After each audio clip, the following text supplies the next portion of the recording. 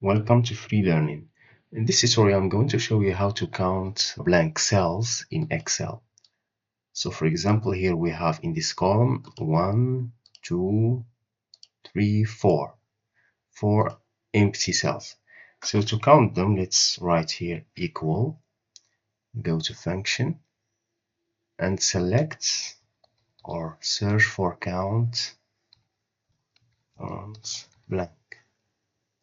Go and select this function, double click, and now you select the range. So I want to count the blank cells in this range. Click on OK.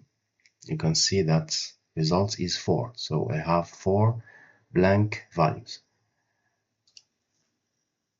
Number of blank cells. Now to count the number of cells that are not empty. So the number of non-blank cells, we have to use the function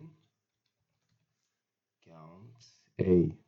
This function counts the number of cells in a range that are not empty.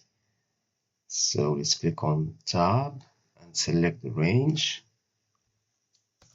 And so we have 26 cells that are not empty. And we have 4 cells that are empty.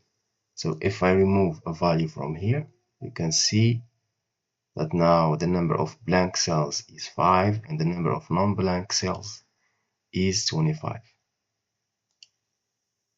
You can see that the values changes automatically.